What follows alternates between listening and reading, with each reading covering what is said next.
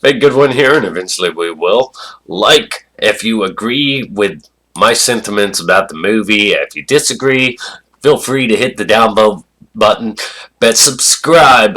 So we're going to be reviewing The Babysitter, Killer Queen, a Netflix original, a sequel to the first one. And let me know in the comments section how you felt about the first one. Do you prefer it over this one? And let me know in the comments section how you felt about this one in particular. So, the log line on this one is 2 years after Cole survived a satanic blood cult. He's living another nightmare, high school, and the demons from his past still making his life hell. And it stars Bella Thorne, Samara Weaving, and Leslie Bibb. So on this one in particular, let's just start up front with the best things about this. So it's got all the returning cast, even the people that you thought were dead are back. If you've seen the trailer, you know that. And then this film kind of came out of nowhere. Much like the first one. The first one I knew nothing about, and I just watched it one day, and it was like, this was awesome. So when I seen the trailer just drop out of nowhere for a sequel to this one, I had to check it out. I absolutely had to. And this one, it has very solid acting. As I said, that characters from the first one return. All the characters that were loved from the first one are back. The stakes are pretty much the same, but really solid acting, some humorous stuff in there, some of it falls flat, and I'll get into that in the negative section, but there are some laughs. It goes over the top this time. Not that it wasn't over the top before, but they did kind of restrain themselves and brace themselves. That this one is heavily stylized, non-stop, just head-on, full speed.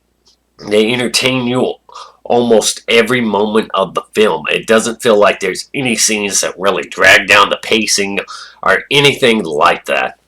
And the kills, there's some absolutely brutal kills in there, and all the kills are pretty bloody and gory, and I personally think that's the best way to go, because that's what they did with the first one, and I think they did a good job of staying to that element with this one.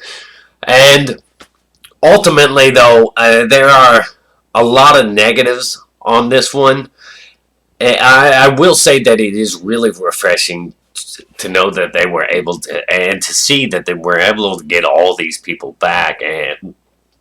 But unfortunately, we have to get to the bad, because it's got more negatives for me than it does positives.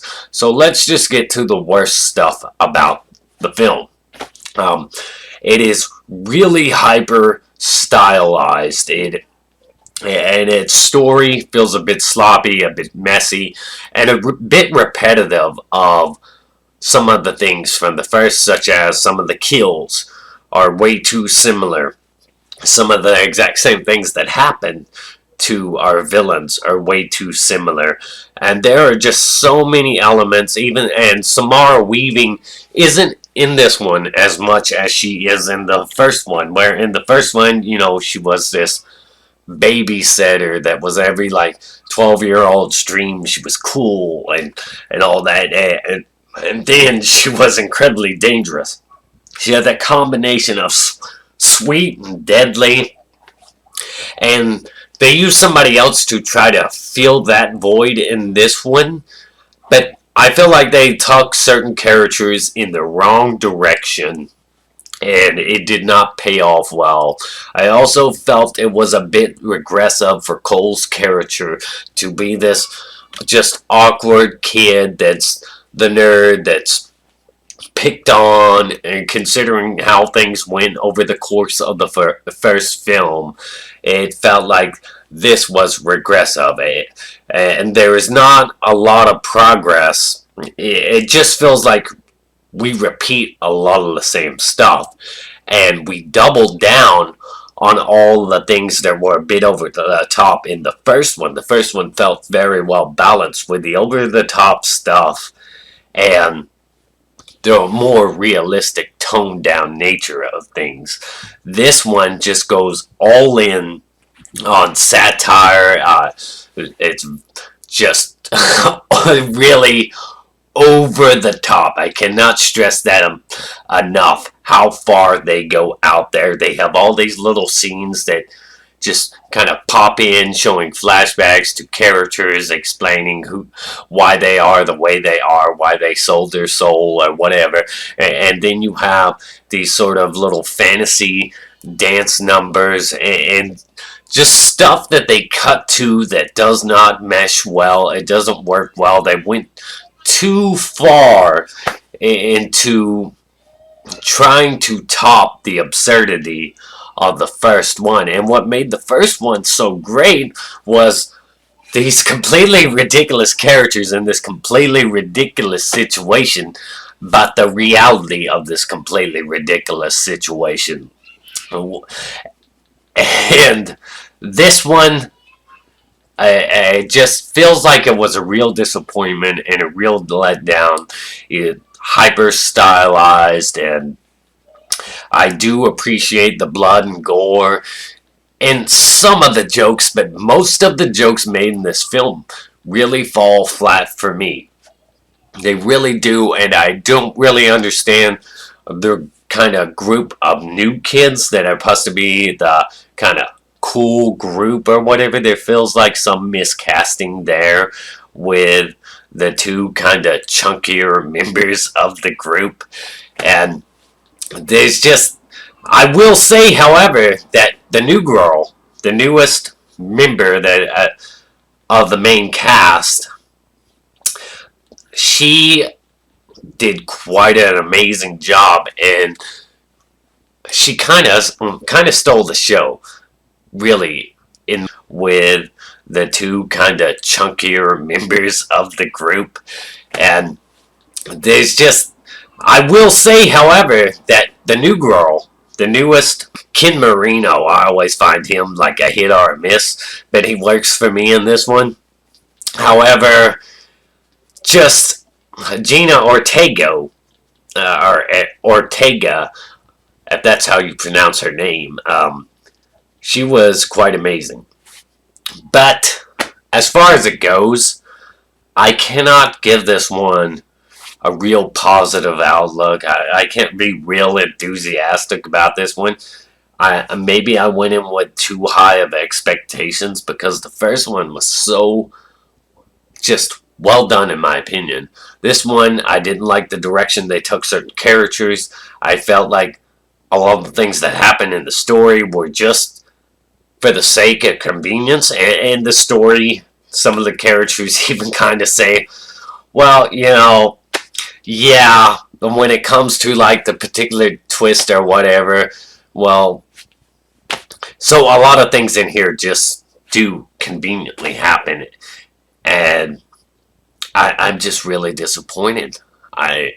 This one does leave room for a third entry, but now I kind of feel like I'm just not looking forward to that third entry if it ever comes around, unless MCG can kind of walk back his ego, or walk back his behavior with this one. It kind of feels like the first one was so great and got praised so much that it kind of just inflated his ego, and he thought he could do no wrong coming into this, so he just doubled down on all the absurdity, thinking that that's what people want most, when I felt like it should have shown more restraint and should have been more tame, so we can feel at least a little bit grounded in some kind of reality. With that said, though, I'm just going to give this one a 5 out of 10. I feel like that's even being... I feel like that's being generous. And that's really sad to say because how much I actually enjoyed the first one. The first one to me is incredibly solid. This one, 5 out of 10, and that's being very generous because I feel like it may be a 4 out of 10. But I'm gonna give it a 5 out of 10. Let me know your thoughts and opinions. It's okay to disagree with me. That's why there's a thumbs down button. But I'd appreciate any comments down below on how you felt or maybe why you disagree about certain things in here. And or maybe why you agree, if you actually agree with me and some of the things I'm pointing out as a real problem, then comment down below. Tell me all about it. Tell me why you like this one or why you dislike this one, why you agree with me or why you disagree with me. And tell me which one you actually prefer, the first one or the second one. And are you looking forward to a third installment? There's no wrong answer here. So, I hope you enjoyed the movie more than I did.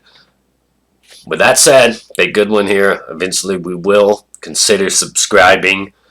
Stay awesome. Rock on.